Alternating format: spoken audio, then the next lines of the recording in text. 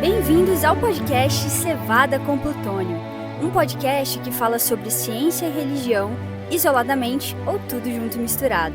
Bem-vindo a mais um podcast Cevada com Plutônio. Estou aqui muito bem acompanhado dos amigos Thiago, do amigo Alex, e hoje nós vamos discutir um tema muito importante. É aquele tipo de coisa que você talvez não saiba que exista, mas tenha certeza. As suas informações, o que você fala, o que você escreve na internet, as suas contas bancárias, o seu dinheiro, o que se sabe sobre você está passando por eles, que são os nossos queridos e amados e temidos data centers. Hoje nós vamos falar um pouquinho sobre eles, explorar um pouco sobre o que são, por que eles são tão importantes, qual é o futuro deles, o que se espera deles. Mas antes da gente ir para o programa, eu gostaria de fazer o bom e velho anúncio que teremos mais um congresso de cientistas adventistas, agora entre 17 e 19 de outubro, no NASP, lá em São Paulo, tá bom? As inscrições para participação estão abertas e, como eu sempre lembro, você não tem que ser cientista e nem tem que ser adventista para participar, tá?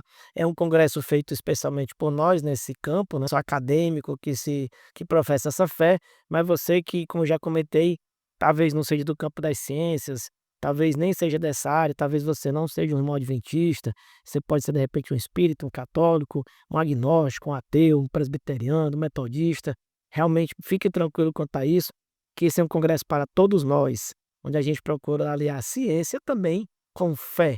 Se você discorda, vai lá para nos ouvir um pouco, vai lá para debater. Se você concorda, vai lá para poder aprender um pouco mais. Mas é de realmente abordarmos vários temas diferentes das ciências com um olhar científico e feito especialmente pelos nossos irmãos em Cristo adventistas, tá bom? Mas, dito esse anúncio, vamos agora falar um pouco sobre esse tema de hoje, que são os data centers, tá? Então, uma breve introdução aqui da minha pequena experiência com informática, tá? 20 anos atrás, 10 anos atrás, uma empresa de pequeno e médio porte, eu diria até algumas de grande, colocaria os seus dados praticamente todos em computadores dentro da sua própria estrutura, tá? Pensando numa empresa pequena ou média, 3 computadorzinhos com 500 GB, 1 terabyte de armazenamento, tá? Alguns servidores web, de internet, dariam conta tranquilamente da imensa maioria das empresas brasileiras, tá? Aquele seu sobrinho, aquele seu primo daria conta tranquilamente da manutenção, tá certo? Por questão de backup, ele teria outra máquina em outro canto, talvez armazenado, mas o fato é que de 10 ou 15 anos para cá, a realidade mudou muito na oferta de infraestrutura de dados, de ciência, né, e de processamento de informações, e os data centers, que eram uma coisa bem de nicho, né, data center praticamente era um termo que só a turma de informática, especialmente o pessoal de infraestrutura, lidava no dia a dia. Mas hoje virou uma coisa importante o bastante, para você já ter legislações começando a tentar trabalhar com eles, você já tem incentivos fiscais, incentivos econômicos para trazê-los para os países, para os estados. A gente pode falar o seguinte: do mesmo jeito que nos anos 50, 60, né, se incentivava a instalação de fábricas, né, de automóveis, montadoras de eletrodomésticos, porque era estratégico para geração de emprego, geração de economia, hoje muitos países têm lidado com a necessidade de começar a trabalhar, cuidar e ter seus próprios data centers. Já falei um bocado sobre isso nessa introdução, então eu vou pedir aqui primeiramente para o Alex, né, e comentado também pelo Thiago, explicarmos um pouco o que é esse tal de data center, tá? Se for uma tradução literal do inglês, é um centro de dados, tá? Então o que seria? Como eles são, o que é que eles comem, onde é que eles vivem? O que é que vocês podiam falar um pouco para a gente sobre isso, hein? Não, legal aí, primeiro, né, obrigado aí pelo convite, né, pelo estar recebendo a gente mais uma vez aí no podcast Cevada com Plutônio, né, podcast que trata seu cérebro como ele merece. Tiago aqui também, sempre um prazer estar com vocês dois. Esse tema, assim, é bastante interessante porque pode ser que a gente tenha um público bem misto aqui nos escutando, pode ser que tenha gente que entenda muito de data center, entenda até mais do que nós aqui, né? E pode ser que tenha pessoas que não entendam, né? Enfim, porque a gente tem um público bem diversificado, pessoas aí de várias áreas do conhecimento e tal, vários níveis de instrução, mas o data center nada mais é do que um ambiente, certo? Um espaço em que você tem computadores, muitos computadores ali, que eles estão ligados ali numa rede e eles têm a função de processar dados, tá certo? Isso pode parecer ser muito gasoso, muito genérico, e eu tive a oportunidade de, no ano passado, visitar pessoalmente, entrar num dos maiores data centers da América Latina, talvez o maior. Eu não posso falar aqui qual é por questões de segurança e de sigilo e tal, né? Mas se não é o maior data center da América Latina, é um dos maiores. E é uma coisa muito impressionante, né? Porque você, assim, entra, é como se fosse um ginásio, né? Mais ou menos isso, assim, uma, um ginásio de esportes, só que ali dentro, ao invés de uma quadra de esporte, tabela, rede de vôlei, você vai achar ali computadores do tamanho de geladeiras, né? São computadores, muitos computadores do tamanho de geladeiras. E são computadores especializados, eles são diferentes dos nossos computadores que a gente usa aqui, os microcomputadores, né? Ou os tablets e tal. Frequentemente, eles têm uma arquitetura diferente, tá? Então, assim, você tem alguns data centers eles usam a arquitetura x86, tá? A arquitetura x86 é aquela arquitetura que a gente usa nos nossos computadores, a não ser que você tenha um Mac, né? Mas se você tem um computador IBM PC aí, a arquitetura, muito provavelmente, 99% dos casos vai ser essa arquitetura x86. Agora, existem outros data centers também com computadores especiais que não seguem essa arquitetura x86, né? Então eles são computadores mais especializados ainda, que rodam outros tipos de sistema operacional que 99,99% das pessoas nunca ouviu falar, né? O caso, por exemplo, dos computadores IBM, né, na arquitetura mainframe, trabalha um aí com uma arquitetura bem diferente, mas assim, para não entrar muito no nível técnico da coisa, o data center é isso, é um espaço, certo? Onde você coloca computadores ali para fazer um serviço mais diversificado possível, tá? E esses data centers, eles precisam ter uma proteção muito grande, tá? Porque ali estão dependendo muitos dados, então você tem que ter uma preparação, assim, por exemplo, para o caso de um terremoto, para o caso de uma falta de energia, que talvez seja o maior medo que as pessoas têm, né? Por caso, às vezes, de um atentado terrorista, uma série de questões você tem que ter aquela proteção. Eles são também como cofres, né, onde guardam os computadores. Primeiro porque esses computadores são extremamente caros, são computadores que em alguns casos eles chegam a custar centenas de milhões de reais. Eu não estou exagerando aqui, é esse preço mesmo, são ordens de centenas de milhões de reais. São equipamentos muito caros. Mas mais caros ainda do que esses equipamentos são os dados que ali trafegam, né? Os serviços que estão ali. Então, todo mundo já ouviu falar da nuvem, né? Ah, vou salvar os dados na nuvem, né? E vou subir para a nuvem e tal. O que é essa tal dessa nuvem? É assim, super simplificadamente, eu estou fazendo aqui uma abstração bem grande. Essa nuvem nada mais é do que um ou mais data centers, tá? São computadores, então, por exemplo, lá, você tirou uma foto lá com o seu celular e você salvou na nuvem essa foto, né? Essa foto foi, via uma rede de computadores, ela foi parar em um servidor que é uma máquina dessa que está num data center, tá certo? Quando você, por exemplo, faz uma consulta no ChatGPT, no Copilot, né, no Gemini, alguma coisa assim, essa consulta você escreve no seu computador e ela vai para um data center, né, onde existem computadores especializados que vão processar aquela consulta que você fez, aquela conversa que você está tendo e vão te responder imediatamente. Quando você assiste um vídeo no YouTube, esses vídeos também estão armazenados em data centers. Você não está assistindo o vídeo que está armazenado no computador de uma pessoa, está armazenado num servidor especial que fica em um data center. E por aí vai, são inúmeras, milhares de aplicações. Um vídeo no TikTok, no Instagram, mesma coisa. Você trabalha muito com essa questão aí. Só que esses data centers eles são muito virtualizados, né? Então você tem máquinas virtuais, você tem sistemas operacionais virtuais, tem um monte de coisa aí que fica todo. É muito complexo, né? Não seria apropriado aqui a gente entrar muito nesses detalhes, mas assim, o fato é que esses data centers, eles são construídos hoje em dia por algumas empresas e são alugados para outras empresas, né? Então tem alguns conceitos de cloud computing, né? Que é infrastructure as a service, platform as a service, software as a service, né? Que são assim modelos de negócios em nuvem, mas basicamente assim, é uma empresa, tá? Ela constrói o data center, ela mantém o data center, ela fica responsável lá por trocar o computador, por colocar energia, por colocar o backup, por colocar lá um, um no-break, né, um super no-break na realidade, por colocar lá ali um gerador de energia, para caso caia energia, ficar responsável pela rede, e alguém chega lá e aluga, não vou dizer o data center inteiro, que seria muito caro, né, e não seria necessário para a maior parte dos casos, mas você aluga uma capacidade de processamento naquele data center. Então, por exemplo, hoje um data center, né, que é muito usado hoje em dia, por exemplo, é a AWS, né, que é da Amazon, é o Amazon Web Services, né? Lá na Amazon, você pode chegar lá, você pode ser uma pessoa física, você pode ser uma empresa, e você entra no AWS e você compra, você aluga uma capacidade de processamento, um servidor, é como se fosse um servidor virtual para você, e ele está armazenado lá em algum data center, lá nos Estados Unidos, em algum outro país, né, que a Amazon coloca lá, e é dessa forma que funciona. E data center, ele tem de vários tipos, né, para vários propósitos. Tem data centers que são de uma empresa só, né? Você tem, por exemplo, a Petrobras, né? A Petrobras pouca gente sabe, mas a Petrobras é uma das empresas que mais processa dados em toda a América Latina. Por quê?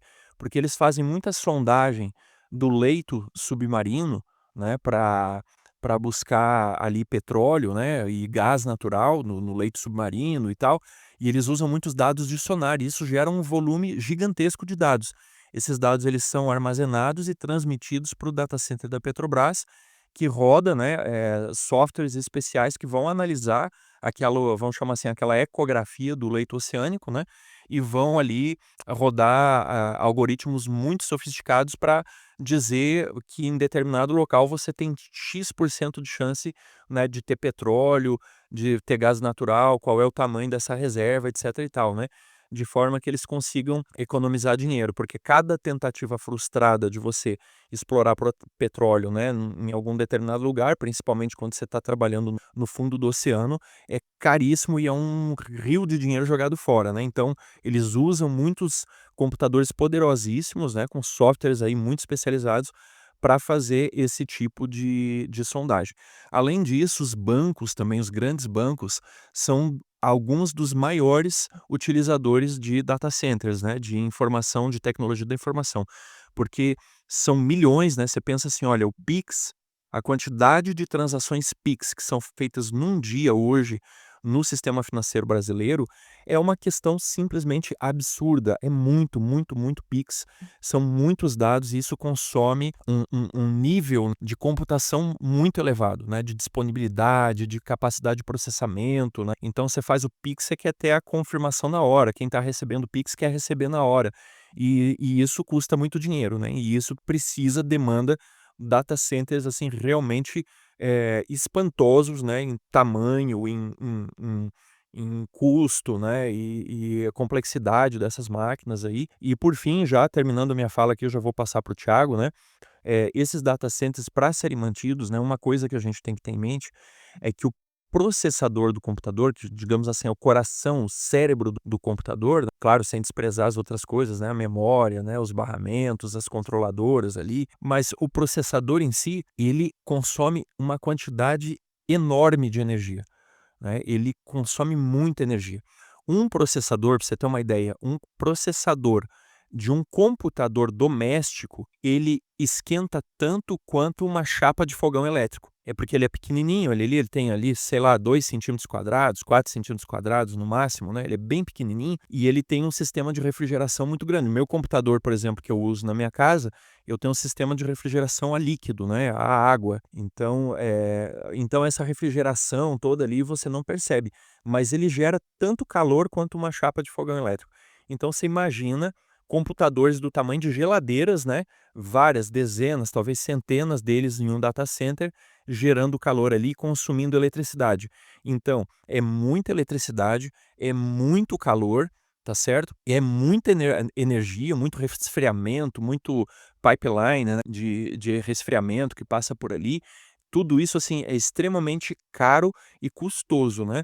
E aí depois nós vamos entrar no assunto, quais são os impactos que isso pode trazer para o meio ambiente, quais são as vantagens e desvantagens de ter isso no Brasil ou não, né? Mas eu vou deixar para um segundo momento. Eu acho que assim, a introdução que eu queria fazer aqui da minha parte, pelo menos, era mais ou menos isso, né? Claro que teria muito mais coisa aí para a gente falar, mas eu quero passar a palavra aí para o Thiago também, para ele dar as contribuições dele. Bom dia, boa tarde, boa noite a todos aí que estão nos escutando. O Alex foi bem completo aí, né, nessa questão do data center. Aí eu só queria complementar, essa questão do data center no sentido de por que chegamos a esse ponto, né. Então, uma ligeira história aí, né, para os leigos. Se a gente for pensar em internet, né, que é a essência do data center, né, as pessoas às vezes perguntam assim: "Onde está a internet?". A internet estão nos data centers. E no passado, como era mais tranquilo, né, trabalhar com isso, cada empresa costumava ter seu data center. Você faz o seu data center, você faz seu servidor DNS, você faz todo servidor webmail de web. Só que a internet foi crescendo. Eu não sei se está muito ligado nisso, mas eu lembro que uma das maiores revoluções que nós tivemos sobre essa questão de espaço, né, foi o Google Webmail, né, conhecido como Gmail, ou então até o brasileiro, né, o brasileiro fala muito Gmail. Foi quando, em 2004, ele foi lançado e ele revolucionou oferecendo 1 GB. Então as coisas foram crescendo, os arquivos que antes eram arquivos MP3 viraram arquivos de vídeo, os vídeos transformaram em Full HD. Esses arquivos, além de serem grandes, para eles serem usados com mais qualidade, entre aspas, assim, a gente teria que ter uma internet de baixa latência, de alta velocidade. Então as empresas, que é caro, né, você ter chegadas de fibra ótica na sua empresa, elas começaram a migrar para não perder velocidade em ir para os grandes data centers, que aí também nasceu a ideia de ter grandes data centers. Você poderia oferecer mais velocidade e um espaço maior para você guardar o seu espaço. Então é mais para a pessoa entender por que que a gente teve essa migração e por que que a gente está falando agora de data centers. É mais por causa disso, são arquivos que são muito mais pesados, né, tamanhos de arquivos são muito maiores, a questão de você precisar de mais velocidade, hoje as pessoas querem velocidade, e tudo isso junto fez com que você tivesse estruturas maiores que empresas não conseguem ter. Então você foi escalando data centers para empresas especializadas nisso.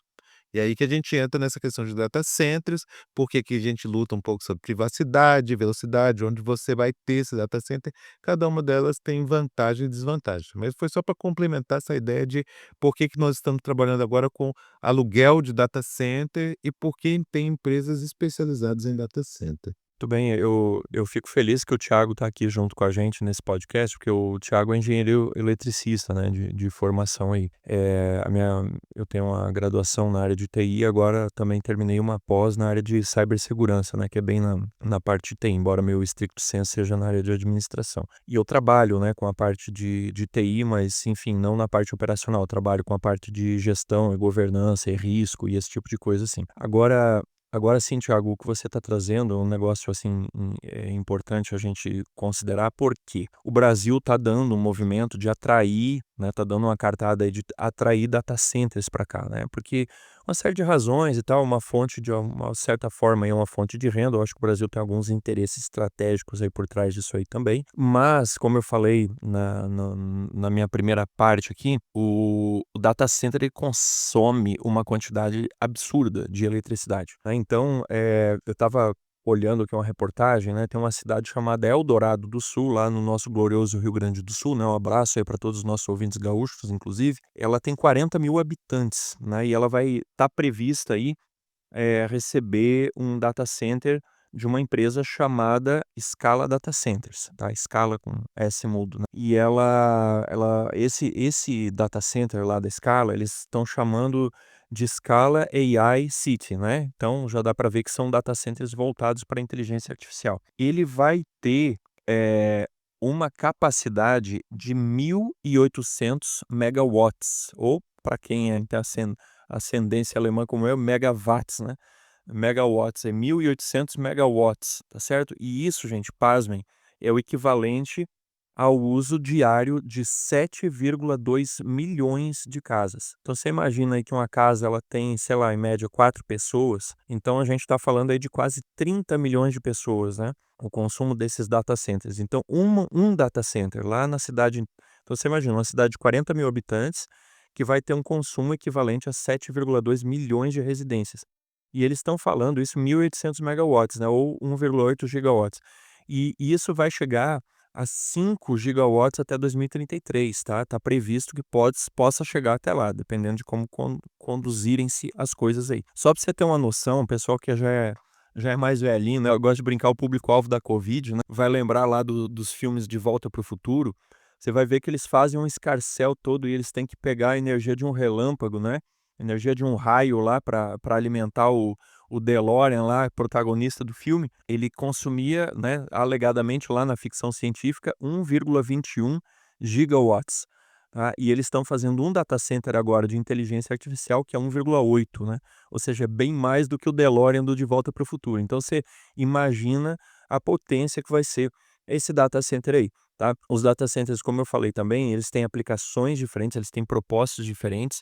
Então, por exemplo, um data center lá que é para você armazenar vídeos lá no YouTube, por exemplo, se for só isso, né, armazenar dados, ele é um data center que ele tende a consumir bem menos energia, né? Então, assim, é menos energia para o computador funcionar, consequentemente, menos energia também para refrigerar ele, tá? Porque alguns dos melhores sistemas de ar-condicionado do mundo não estão na casa nem na empresa de ninguém, estão nos data centers, né?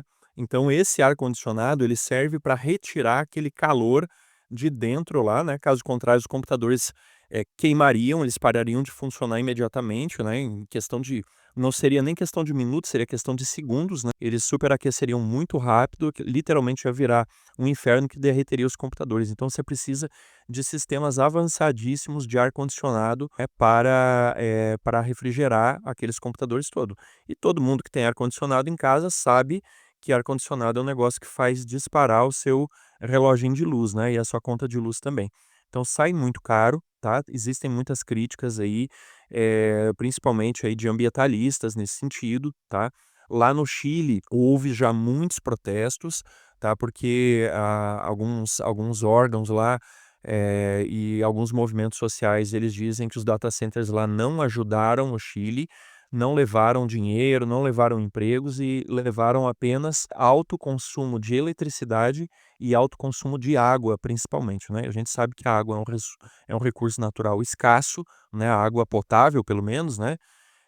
Que é um recurso natural escasso. E algumas cidades lá no Chile, né? Pelo menos uma cidade foi reportada lá como passando por escassez de água, tá certo? E isso está sendo atribuído à instalação de data centers lá.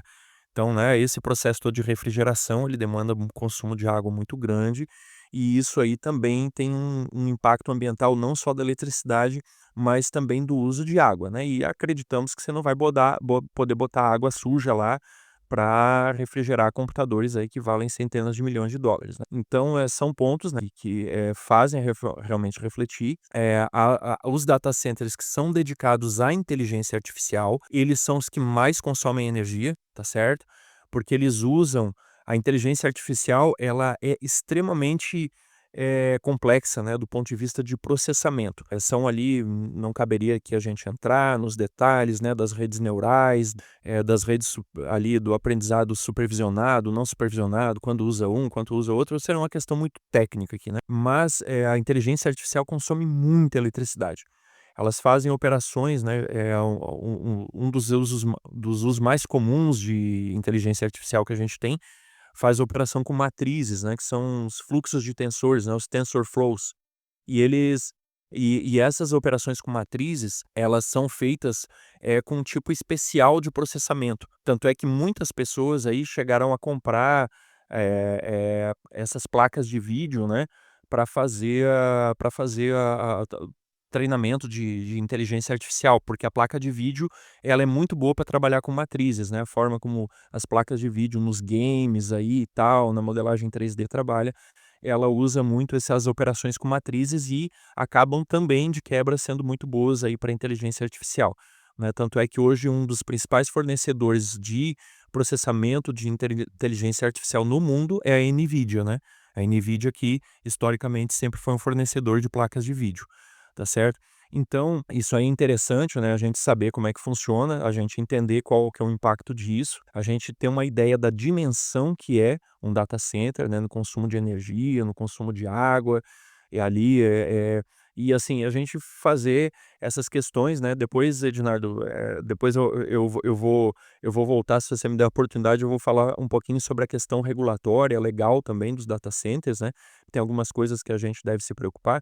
Mas uma curiosidade aqui, antes de eu fechar esse meu bloco de fala aqui, voltar a palavra para vocês, os data centers também, eles têm algumas proteções muito interessantes, algumas proteções contra incêndio, né? Então, antigamente, os data centers, eles tinham uns sprinklers, né, que jogavam água no data center. Só que, imagina, dá um incêndio num computador e começa a jogar água lá dentro. O que vai acontecer? A água sabe que não se dá bem com, todo mundo sabe que não se dá bem com eletricidade, né? Vai dar uns curtos lá, vai começar a pegar fogo em tudo e às vezes a água até pode ser até pior do que o fogo, dependendo do caso. Então, alguns sistemas vieram depois, tá certo? Tem um sistema de CO2, né, que é o gás carbônico que a gente fala. Então, no caso, né, tem detectores automáticos de fumaça. A hora que sai que tem uma detecção ali de fumaça, né, que dispara o alarme ali, que está tendo um princípio de incêndio, esse CO2 é um sistema muito rápido, né? Ele substitui todo o ar da sala, o oxigênio, ele substitui por CO2. E o CO2 é um gás inerte, né? Então ele não propaga chama, ele não é combustível, né? Não é comburente, né? E aí então o fogo não vai acontecer porque encheu de CO2. Só que qual que é o problema? Nessa situação, se existe um ser humano lá dentro, o ser humano tem poucos segundos para chegar até a saída de emergência. Porque se ele não sair a tempo, né, se não for questão assim de menos de 1 minuto, ele vai asfixiar lá dentro e vai morrer, né? Porque o CO2 ele vai substituir o ar lá dentro e a pessoa vai morrer porque não tem ar para respirar. E aí, depois disso, já vieram sistemas mais modernos, né? Que não é todo lugar que tem, mas se usa o nitrogênio, né? Que é um outro gás inerte que tem na nossa atmosfera, né? Em torno de 70% aí mais de 70% é nitrogênio, né? Na nossa atmosfera. E o nitrogênio, então, também tem essa função de substituir o ar local e fazer com que o fogo não aconteça, né? E aí ele assim, ele também, se a pessoa ficar num ambiente que não tem oxigênio, só tem nitrogênio, a pessoa vai morrer. Só que aí ela tem mais chance, né? Digamos assim, ela tem mais tempo, não é um gás tão prejudicial, porque é um gás que a gente respira, todo segundo a gente está respirando ele, né? Então, assim, a pessoa, ele não é tão tóxico, não faz tanto mal quanto o CO2, né, pro ser humano. Então a pessoa teria, digamos assim, mais tempo, mais chance, né, de sobreviver aí caso esteja lá no momento que o sistema dispara e enche com nitrogênio, tá certo? E são sistemas tão avançados que eles analisam, não é só a fumaça, eles analisam os vapores que estão naquele ambiente. Então, por exemplo, começou a descascar um fio, né? Começou a desencapar lá por causa de superaquecimento, ele já detecta e já aciona o sistema. Então não precisa nem acontecer o fogo, ele prevê o fogo por meio da análise química, né, dos gases que estão ali circulando. Então, estou trazendo essas curiosidades só para a gente entender, né, o quanto de investimento e quanta tecnologia está envolvida, né, nessas coisas aí que a gente nem vê acontecendo, né, que a gente vê aqui só uma telinha bonitinha desse lado aqui, né, um YouTube, uma inteligência artificial, um blockchain, né, um Bitcoin, um negócio desse, e por trás aí tem realmente uma operação monstruosa de sistemas aí muito caros e muito complexos. Ô, Alex, e até como um exemplo aí de sistemas de extinção, tudo bem que não é para data center, mas para quem viu o filme Tenet, é na parte lá que tem um sistema de extinção de incêndio para obras de arte, é o mesmo sistema lá que o protagonista e o Neo tentam fugir lá. É só para de curiosidade aí do. Ah, legal, Renato. Bom, bom, Thiago, bacana mesmo. Eu acho que a gente escutou bastante sobre o data center, sobre sua utilidade, né? Então é interessante. Eu também já tive a oportunidade de visitar uns dois. Realmente é uma estrutura de segurança física, energética. São geralmente bem sigilosos. Geralmente você Você vai passar em frente a um, aqui em Brasília eu visitei 2, né? Você vai passar em frente a um e não vai nem saber que ali tem um mais discreto, né? Mas Alex, vamos explorar um pouco essa questão que você já citou, da questão de dados, porque o que acontece? Um banco, por exemplo, ele armazena dinheiro. Isso é muito óbvio, né? E acaba que com os anos, quase todos os países do mundo tiveram que criar sistemas bancários, né, com várias regras, por mais que algumas pessoas achem que tudo tem que agir na base do anarcoliberalismo, né, como se fala, né, sem regra nenhuma, mas o fato é que o próprio sistema em algum momento percebe que é necessário algumas regras mínimas para poder haver até confiabilidade do cliente, porque como alguém já falou antes, né, a pessoa que prega que ninguém tem que controlar ninguém, fala que o mundo, no galinheiro todo mundo tem que ser livre para fazer o que quiser, inclusive as raposas, né. Mas então, nesse mundo de dados, assim como o sistema bancário, ele tem uma série de regras, por exemplo: "Ah, mas o dinheiro é meu, eu empresto para quem eu quiser. O dinheiro é meu, eu posso fazer quantas promissórias eu quiser, que não vai dar conta de ninguém". Só que crises e crises nos sistemas financeiros do mundo todo levaram a criar um mínimo de regras para poder ter, né, alguma credibilidade do sistema como um todo. E no caso dos dados? Afinal de contas, o dado é meu, eu coloco onde eu quiser. Como é que é isso, né? Por exemplo, e só para ilustrar também, para quem está nos ouvindo, tanto faz ser o Ednardo Ferreira, pessoa física, se eu quiser alugar um dataset na nuvem, né? Um espacinho de nada só para gravar minhas fotos, ok, é bem caro, mas eu posso fazer isso. Inclusive nos data centers para velocidade rápida, você tem inúmeros serviços lá dentro. Por exemplo, você pode pegar pacote completo, pode pegar pacote parcial. Por exemplo, eu quero hospedar dados, não, eu também quero hospedar minhas aplicações. Eu também quero hospedar serviços de segurança, não, eu também quero que você me ofereça serviço de controle de tráfego, enfim, existem dezenas e dezenas de serviços que geralmente nos oferecem, e a gente vai à la carte, digamos assim, né, vai optando por ter um ou outro. Mas voltando para a pergunta, como é que você vê essa questão da por que tem que regular? Porque os data centers precisam de algum tipo de regulação, porque eles mesmos às vezes oferecem isso, afinal de contas não é uma iniciativa privada, eu não faço o que eu quiser com eles, por que que isso merece alguma atenção dos legisladores pelos países aí no mundo? Bom, Ednardo, eu acho que você fez uma pergunta aí que ela transcende muito, muito além dessa questão dos data centers, né? E ela já vai mais para o tema de pesquisa do meu doutorado, que é de administração, não tem nada a ver com TI, né?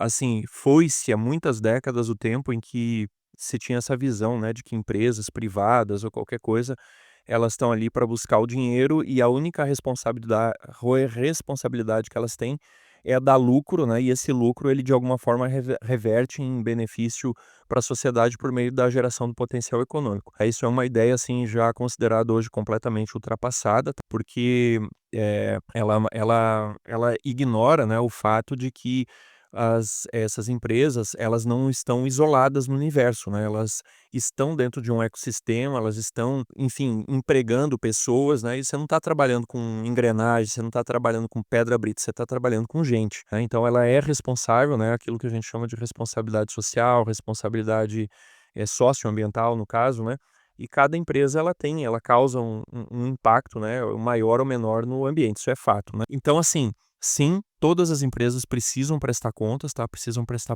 contas para a população, para o público, isso é extremamente importante, porque existem inúmeros casos muito infelizes, né, de empresas que foram para determinados lugares, aí, em nome da exploração econômica, fizeram uma expoliação ambiental, né, e expoliação humana.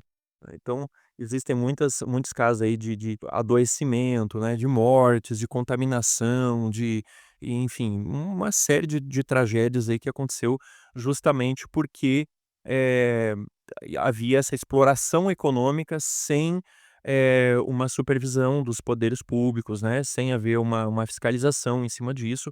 Mas são fatos, a gente não está falando aqui de teorias, não estamos falando aqui de ideologia, são fatos, né. Então, você tem trabalhado ao longo do tempo aí com algumas coisas, algumas siglas que só vão mudando ao longo do tempo, né. Hoje é a ESG, o termo mais usado para isso, até poucos anos atrás era CSR, né, que é a Corporate Social Responsibility, né. Então, isso é muito importante e não é diferente com a questão dos data centers, né. Então, de fato, muitas pessoas estão preocupadas com isso, porque o Brasil, apesar de ser conhecido por um país que ele tem uma matriz energética predominantemente limpa, principalmente pelo nosso parque hidrelétrico instalado aqui, né, e também agora crescendo muito rápido a questão da energia eólica, energia solar também. Ainda assim, nós temos um percentual não desprezível da nossa energia que é gerado por usinas termoelétricas, tá certo? E a usina termoelétrica é a usina mais poluidora de todas. É a usina nuclear, né? Ela é considerada bem menos poluidora do que uma termoelétrica, por incrível que pareça. E nós temos aqui a energia nuclear também no Brasil, embora ela, comparativamente aí com os países, né, alguns países desenvolvidos, é uma matriz muito menor. Então, sim, né, temos que tomar esse cuidado, além das questões socioambientais, né, envolvidas aí com a operação, né, dessas empresas aí, desses data centers, você tem a questão legal, e você entrou num assunto que é extremamente complexo, que é a questão da propriedade do dado, né, do dado pessoal.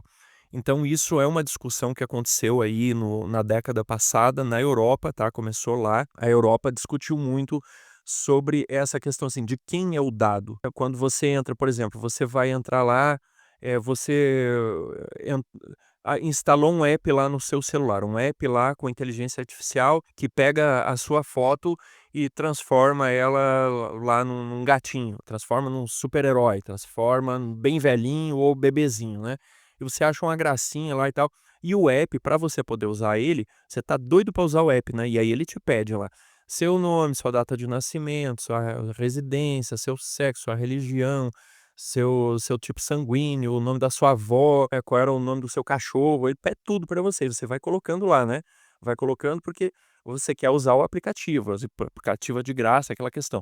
Então, essa discussão surgiu na Europa há um tempo atrás, no sentido assim de quem é o dono desse dado. Você informou o dado para uma empresa, mas esse dado é seu, né? É algo pessoal, é algo íntimo, e isso tem a ver com valores humanos, né? Com valores inalienáveis, né? Valores éticos, inclusive, né? Mas valores humanos porque é o seu dado, são suas informações. Então, os juristas, né, dos países europeus, da União Europeia lá, se fizeram esse questionamento. Eles chegaram à conclusão de que o dado é da pessoa. Dado pessoal, ele é da pessoa. Então, você como terceira parte, como empresa, você é uma espécie de contratado ou de cuidador desse dado, mas o dado não é seu, né? Se você tem uma empresa que você coletou esses dados, esse dado é como se eles tivessem sido cedidos em comodato para você, mas esse dado não é seu, esse dado ele é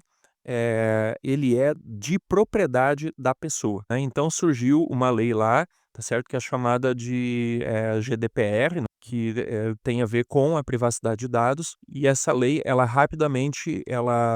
gerou muita discussão no mundo todo, no Brasil não foi diferente, e no Brasil aqui foi criada uma lei parecida, inspirada na LGPD, mas com algumas diferenças, né?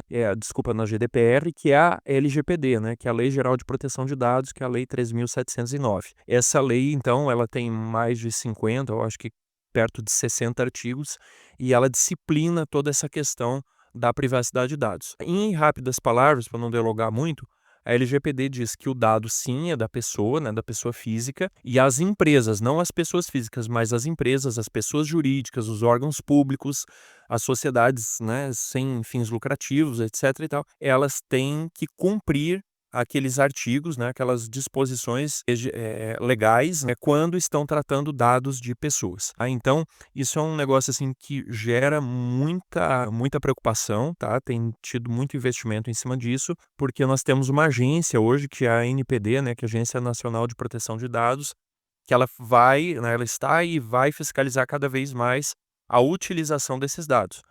Então, a pessoa física, por ser dona desse dado, ela tem o direito de exigir que esse dado, por exemplo, seja apagado, né? E a não ser que você tenha uma lei que diz para manter aquele dado, a empresa é obrigada a apagar aquele dado, né, da existência. É o que chama assim que é o direito ao esquecimento, né? A pessoa física, ela tem direito a ser esquecida por uma pessoa jurídica, né? Então, esses são um dos grandes princípios da LGPD.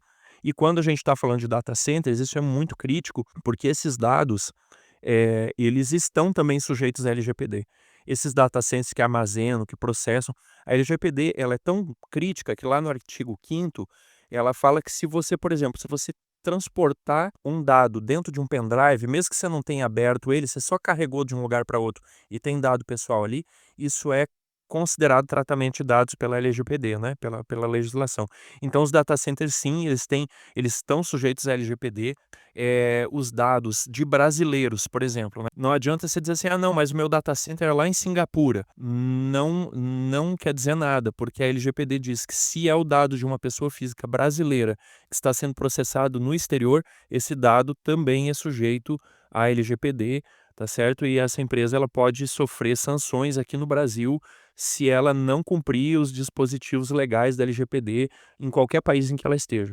Tá? Então, isso é outra questão que é muito importante, né, que tem muito a ver com os data centers e é algo que desperta preocupações porque existem dúvidas, né, se as empresas realmente estão cumprindo e se a gente tem capacidade de fiscalizar, né, se esses dados efetivamente estão sendo tratados de acordo com aquilo que a lei, né, que a lei brasileira manda. Bem, isso é tudo muito sensível, né? Porque leva várias discussões que a gente não vai abordar nesse programa aqui, que acaba caindo sobre proteção de dados, livre comunicação, porque isso aí cai até naquela conversa naquela discussão das big techs, né, mas vamos deixar isso para outro programa, né. Mas a gente também tem outras questões graves ou polêmicas, né, ou urgentes quanto à questão desses data centers, né, que estão ficando cada vez maiores. Eu gostaria que vocês explorassem um pouco mais sobre isso, que são até questões ambientais, né, porque, se eu salvo me engano, lembrando que esses data centers, como já foi citado, eram cada vez mais,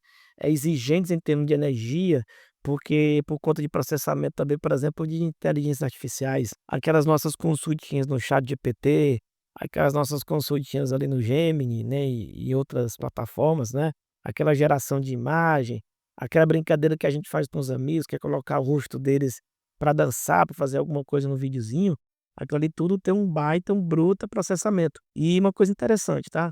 Tem um modelo de negócio também que muitas empresas têm tratando, que é o seguinte: é ao máximo, fazer a gente ter que assinar serviços deles. Onde eu quero chegar com isso?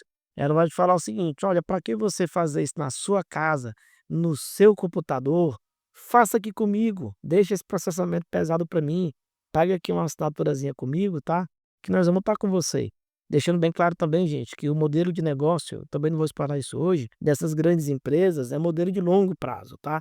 Então não se engane, aqueles $20 por mês, por exemplo, que as pessoas que pagam pelo ChatGPT pagam, nem de longe paga o custo que essas empresas têm. Essas empresas têm gasto, estou falando das big techs agora, tá? Mas muitos desses data centers vêm operando há anos no prejuízo, tá certo? Só que eles já têm uma visão de longuíssimo prazo de serem os grandes, depositários de informações, né. E quando eu falo informação, é todo tipo de informação, é sua imagem, suas opiniões, os dados da sua empresa, por que não dizer, informações dos seus trabalhos acadêmicos, tudo isso está lá. Mas voltando, então como é que está essa questão ambiental, por exemplo? Eu já escutei que já nos Estados Unidos já tem várias iniciativas para empresas privadas, como por exemplo essa que já falamos, poderem até construir pequenas ou usinas nucleares para poder abastecer de energia as suas próprias os seus próprios data centers, né, que geralmente são distribuídos, mas eles consomem muita energia. Você já citou um pouco também, né, Alex, sobre isso. Por que que tanta energia? Você já falou também. O que que a gente podia falar sobre essa questão, né, que está transbordando muito além da tecnologia em si?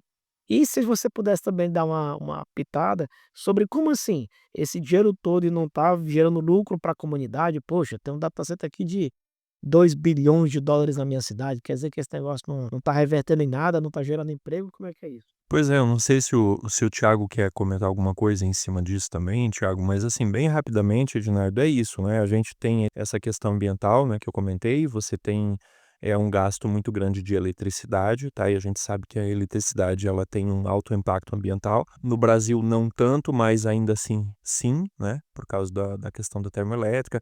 E a hidrelétrica também é uma energia que ela não é neutra em carbono, né? Ela emite aí gás de efeito estufa aí, mas é tema para um outro podcast, né. Então assim, tem um impacto ambiental, tem um impacto social também, tem essa questão do consumo da água, né, como eu já falei, lá no Chile, lá se atribui aí a escassez de água em alguns pontos lá por causa da estratégia de data centers que eles colocaram. Agora a questão que a gente tem que ter em mente é assim, né, esses data centers, eles são essencialmente compostos por computadores que não são fabricados nem no Brasil, nem no Chile, nem na Argentina. Esses esses computadores, os processadores deles, a maior parte é produzido numa empresa chamada TSMC, tá, que é uma fabricante de semicondutores de Taiwan, tá? E, inclusive, isso também é um outro tema muito acalorado, isso aí gera uma dependência muito grande, né, dessa empresa lá em Taiwan, e apenas duas empresas hoje, assim, digamos, estão no nível de desenvolver a última tecnologia em microprocessadores, né? Então, o que eu quero dizer com isso? Esses computadores, de maneira geral, eles são fabricados, né? O processador é fabricado lá na TSMC, lá em Taiwan. Os outros componentes são fabricados, muito provavelmente, 99,9% na China. Esses componentes, eles não são fabricados no Brasil, eles não são fabricados nacionalmente. Então, apesar de ser um local que tem um gigantesco consumo de energia, um gigantesco consumo de água, um gigantesco valor, né, de investimento ali, de milhões e milhões de dólares ali naqueles equipamentos caríssimos, esse dinheiro é um dinheiro que acaba não revertendo necessariamente para o país. Claro que vai ter a questão dos impostos, aquela questão toda, né? Mas assim, o grosso do dinheiro não é exatamente para o país. Então, o fato de a gente ter no nosso solo os data centers pode ter uma questão estratégica militar, inclusive, tá certo? Porque não é interessante, né, nessa época aí de que a gente está com tanta dissonância global, né, entre as nações aí, de repente eu tô com o meu sistema financeiro todo do meu país lá na China ou lá nos Estados Unidos, entende? Então, isso tem uma questão estratégica, sim, né? Agora a gente não sabe como é que isso vai funcionar, porque haja vista assim, essa complexidade da virtualização, pode ser que você tenha uma parte do sistema no Brasil, outra na China, outra nos Estados Unidos, outra na Tailândia, outra lá em Singapura, né? Então é muito complexo também ir por esse caminho aí, né? Eu não sei até que ponto isso é efetivo. Agora sim, você tem pouca mão de obra, né? Relativamente pouca mão de obra. Se você pegar assim, o custo de um data center e você fizer dólar por dólar, quanta mão de obra você está gerando, quantos empregos você está gerando com aquele capital que está ali empatado ali, você vai ver que o data center ele emprega muito, muito poucas pessoas, né? Então são investimentos multimilionários, muito grandes, com poucos empregos, empregos que não são assim, não é claro que você tem ali uns empregos que ali da parte de engenharia, né, da parte de manutenção, aquela coisa, mas não se iluda, esses computadores eles continuam sendo desenhados e continuam sendo fabricados e montados em outros países, principalmente o desenho, a parte do projeto, que é o suprassumo, né, digamos assim, que é aquilo que a gente chama na gestão do conhecimento, que são as atividades mais intensivas em conhecimento, e que você tem mais conhecimento agregado, essas atividades do projeto, do design, da concepção, né, da gestão da coisa toda e tal, isso aí está tudo fora do Brasil, né? Então é de se questionar realmente, tá? Qual é a utilidade efetiva, né? Qual é o benefício efetivo? Sim, vai trazer benefício sem dúvida nenhuma. Não estamos aqui dando um veredito, ó, não presta, ó, não traz, não é isso. Mas a gente não pode ser ingênuo, né? A gente tem que ser um pouco mais esperto e fazer as contas, né? Afinal de contas, isso tem um impacto, né? Como a gente está falando ao longo de todo o programa, isso tem impacto para o país, né? E apesar de ser um dinheiro muito grande que está ali investido, isso pode não necessariamente representar o melhor negócio, né? O melhor negócio da China.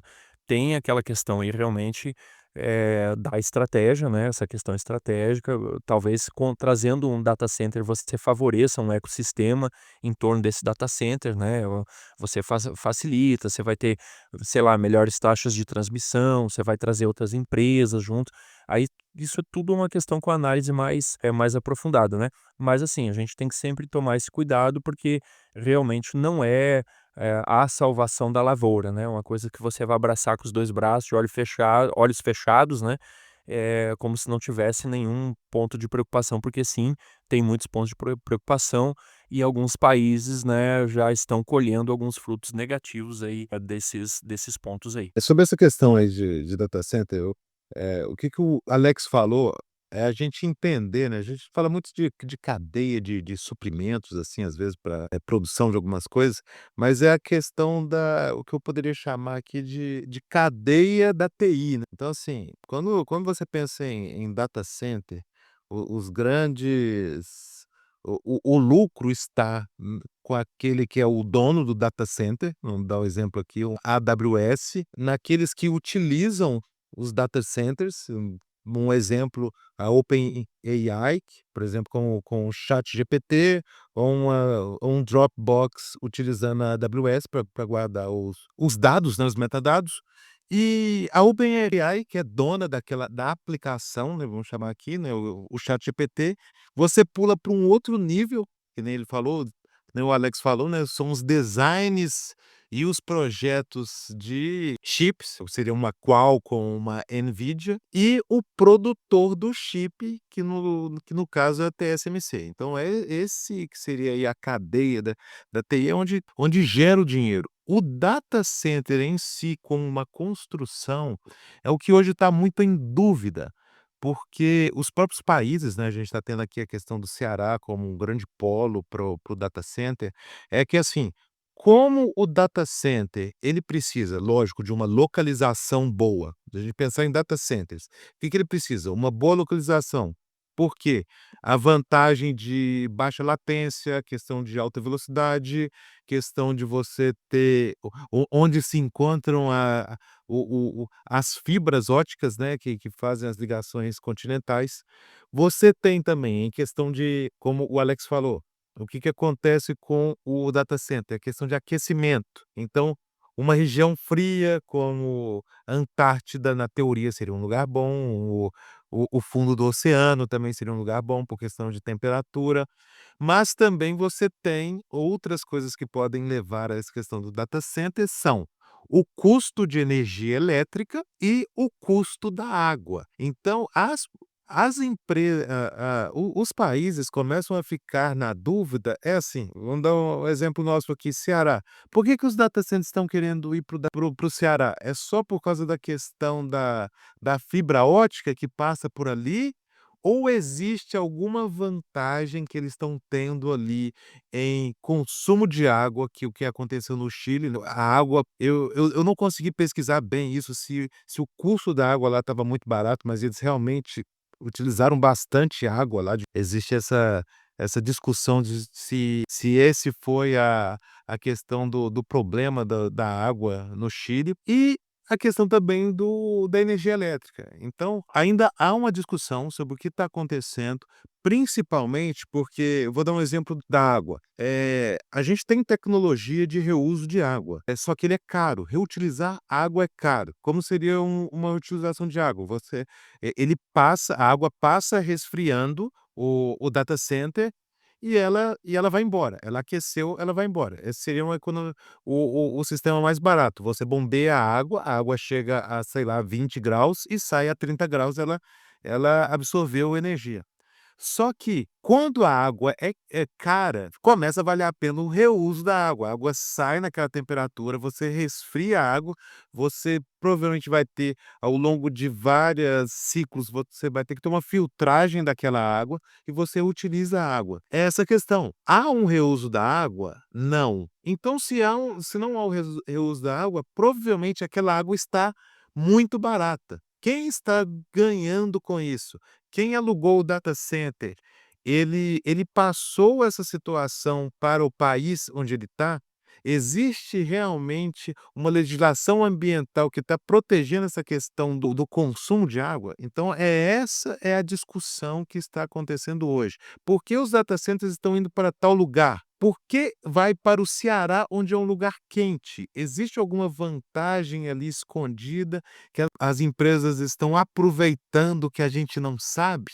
Então é essa, até para você que está nos escutando, essa que é a discussão hoje sobre a questão de data centers e as suas localizações. Bem, para a gente prosseguir para os nossos encerramentos aqui, tá, desse programa, que mais uma vez é um programa com muito conhecimento, eu acho que, claro que data center é um universo aberto pela frente. Eu gostaria que você, Alex, você fizesse algum comentário sobre aí o futuro do data center, porque, por exemplo, dos data centers, né?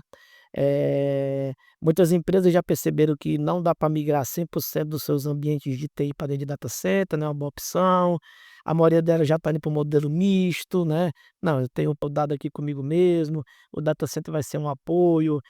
A própria IA, tudo bem que ela é novíssima, a gente já pode falar que ela tem 2 ou 3 anos assim que estourou para o mundo, né? Claro que ela já vem sendo trabalhada há décadas, tá, gente? Mas assim, para nós grandes, para nós consumidores comuns, digamos assim, empresas comuns, é uma coisa bem mais recente, né?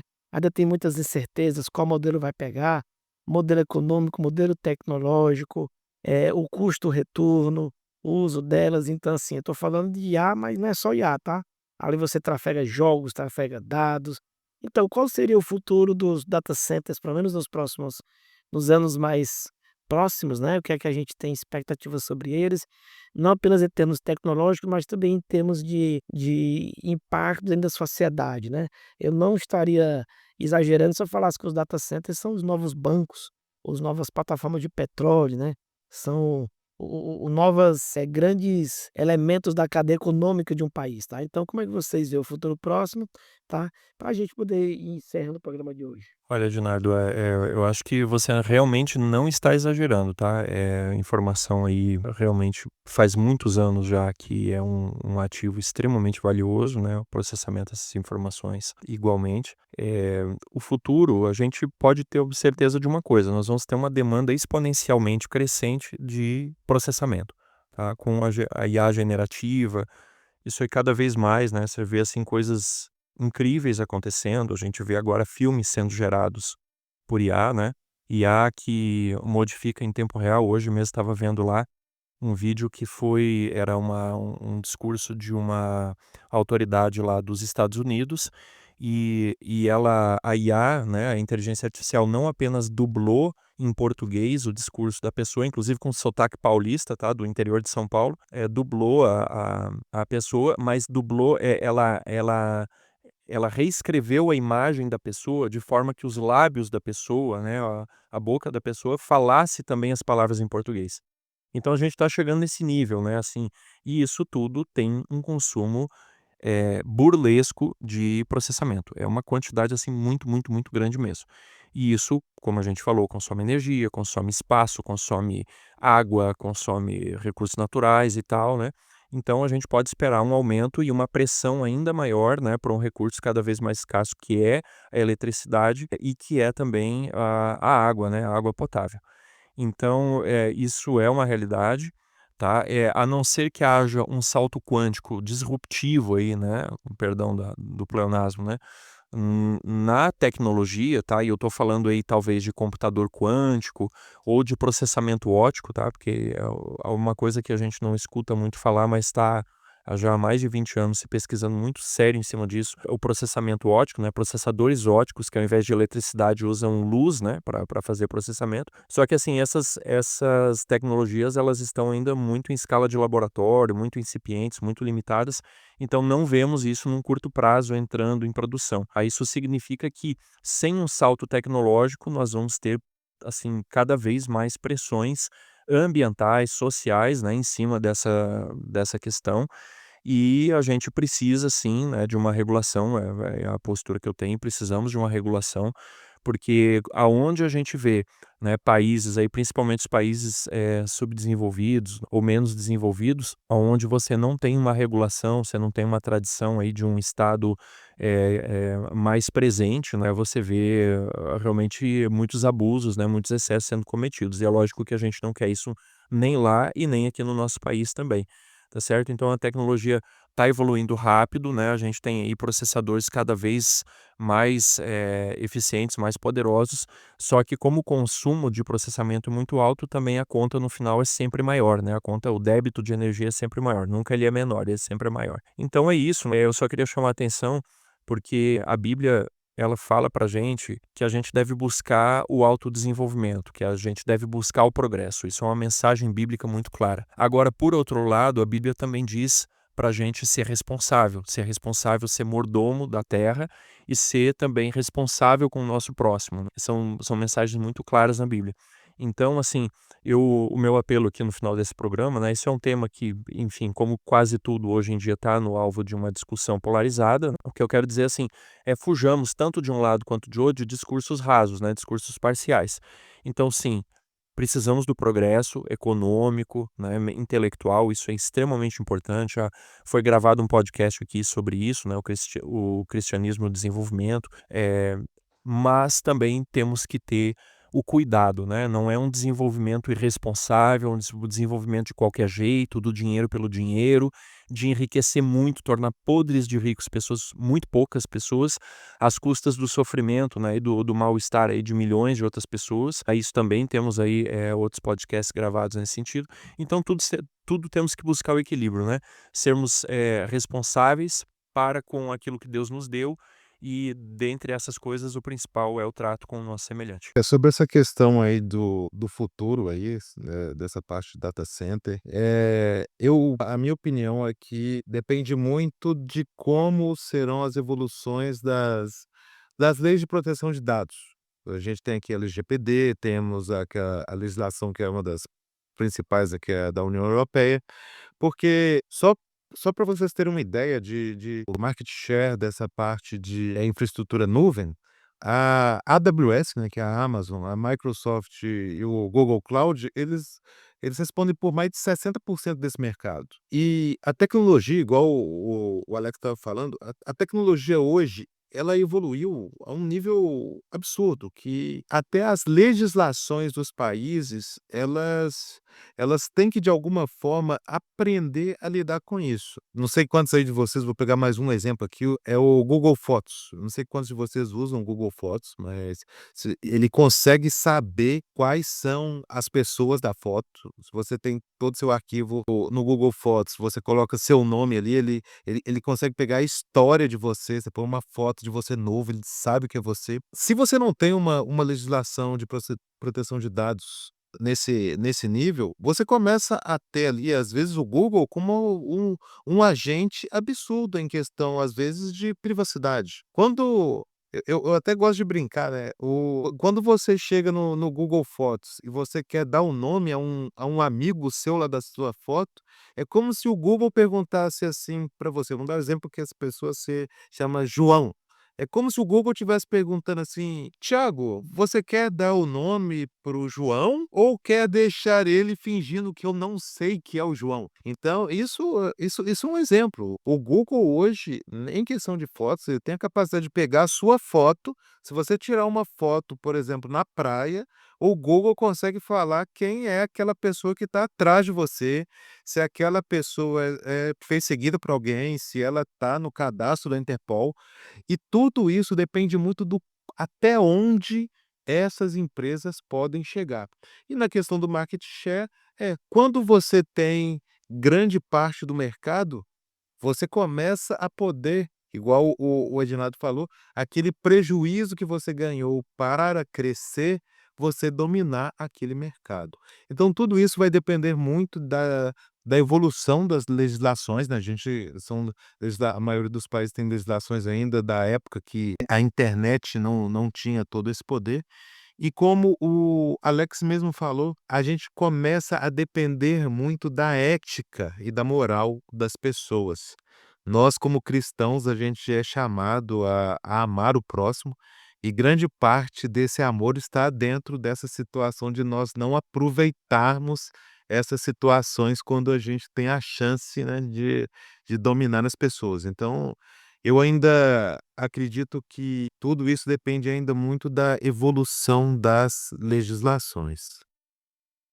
Então, a gente teve um panorama, um breve panorama de data center, tá? Nossos ouvintes aí. E esperamos que esse tema tenha vindo à baila, porque eu tenho certeza que você fica muito preocupado. Quem tem mais de 40 como eu aqui, os meninos, lembra como foi a confusão lá na época do plano do Fernando Collor de Mello, que ele segurou toda a poupança, né? Que aí todo mundo amanheceu só com uns poucos dinheiros no banco, porque foi tudo congelado, nossas contas, nossas poupanças, né.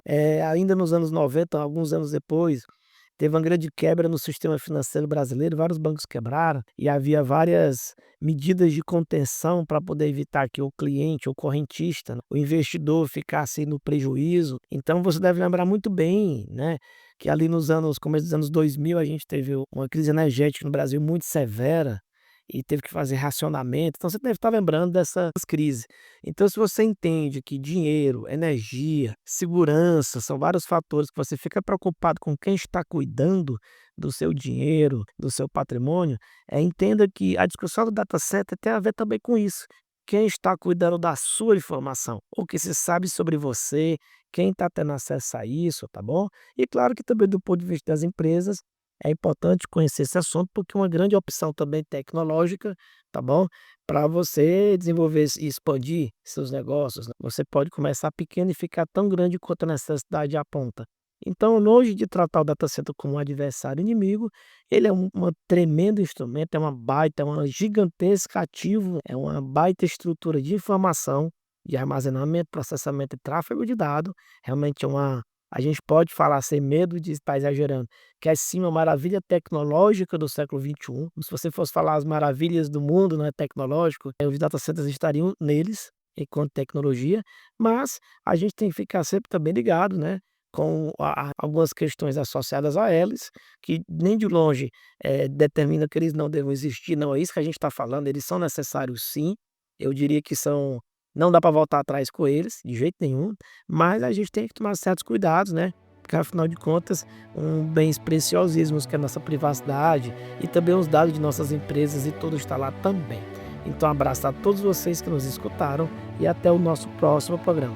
Quer mostrar ao mundo a sua pesquisa científica? O 6º Congresso Internacional de Cientistas Adventistas. O congresso acontecerá de 17 a 19 de outubro de 2025, no Centro Universitário Adventista de São Paulo, o NASP, em Engenheiro Coelho. Mais informações no site www.cientistasadventistas.com.br. A gente se vê por lá. Você já nos segue nas redes sociais? Não? Então siga-nos agora mesmo no Spotify e inscreva-se no nosso canal no YouTube. Assim, você não perde nenhum episódio do nosso podcast que vai ao ar toda quinta-feira, às 5 horas da tarde. E se você é adventista, aluno ou titulado com mestrado ou doutorado em qualquer área do conhecimento, faça parte do movimento Cientistas Adventistas. Mande um e-mail para cientistasadventistas@gmail.com. Será um prazer ter você conosco. Aviso! O Movimento de Cientistas Adventistas é um ministério de apoio que não possui vínculo jurídico ou administrativo com a organização da Igreja Adventista do Sétimo Dia. O podcast Cevada com Plutônio não fala em nome da Igreja Adventista do Sétimo Dia, suas instituições, ministérios oficiais, obreiros ou colaboradores. Se você gostou deste episódio, assine gratuitamente nosso podcast no Spotify, Amazon, Apple e se inscreva no nosso canal no YouTube. É só procurar por podcast Cevada com Plutônio nos streams de áudio ou Cientistas Adventistas no YouTube, Instagram, Facebook e X. E compartilhe com seus amigos. Assim você nos ajuda a chegar a cada vez mais pessoas.